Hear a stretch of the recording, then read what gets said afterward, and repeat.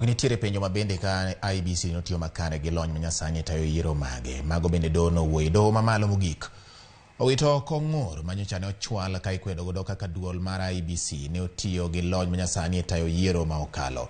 Jong'ad bura e Doho koro wacho ni onge ranyisi moromo yango ni ng'ikruok mane nyalo bedo e yo mane IBC ne obago godo yiero kendo kaka ne or duoko kowuok e tesende mag luto ombulu nyaka e kar riwo ombulu maduong' ma Bomas of Kenya. Edwin Okoth miyowa sigana no yo machalo kama. Achiel kuom ng'ur manochwal nyim jong'ad bura ma otelnegi kod ogai mar Doho Martha Koome en ka bende masinde manotigo kod IBC kaachiel kod mbui margi ne ni kod arita moromo. Jochwal ng'ur ne onyiso Doho ni nonro margi ne oseyango kaka jomoko ma ok oyienegi donjo e mbui no ne odonjo kendo ne oloko duoko mag yiero man Yiero kowuok e kuonde goyo ombulu. Mbui mane IBC bende otamore yawo mondo gol ranyisi ma itero e nyim Doho. Ask yourselves, have you been given access or have you been handed over to as a court the entire election infrastructure for the presidential elections 2022? The answer is no. It is in the hands of the Smartmatics and they've said they shall not give you. Do what you want. IBC ne oramo ni yawo sava margi mondo nyis kaka kwan mag ombulu ne ichwalo ne nyalo rocho arita margi. Duol matayo yiero no bende ne owacho ni ne ginono register mag jogo ombulu kaka ne chik oyango kendo kata bedo ni moko kuom masinde gi ne ok otiyo e tesende mag goyo ombulu ne ok orocho chenro mag yiero. Gikone Martha Koome ne ogolo ng'eto ewi wachno.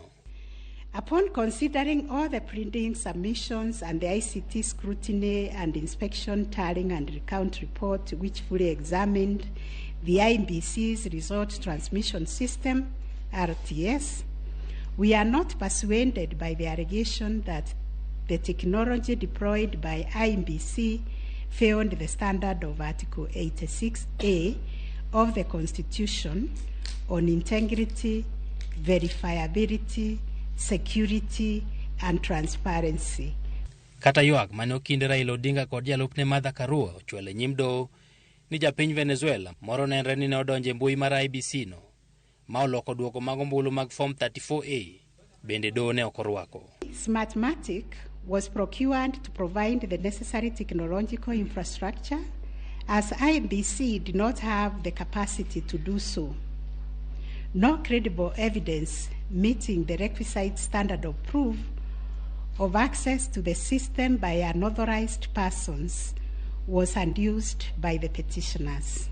Wito kong'ure wiyo manyasani ma IBC ne otiyogo e yango jogo ombulu kod chwalo kwan mag ombulu mawuok e tesende go ombulu kuonde mopogore opogore koro luoko lwet IBC manisayo ni ne onyayo kuo mag ombulu ka gitiyo kod yore mag mbui go. We turn to Form 34A for Gasharaigo Primary School, which was sensationally presented by Madam Judy Soweto, advocate, to show that one Jose Kamango accessed the RTS and interfered with the result contained therein. This also turned out to be no more than hot air, and we were taken on a wild goose chase that yielded nothing of probative value. IBC ne otamore yawo sava wang'ni mana kaka ne obet higa mar 2017.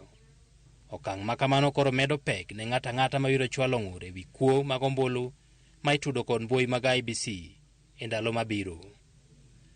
Edwin Okoth,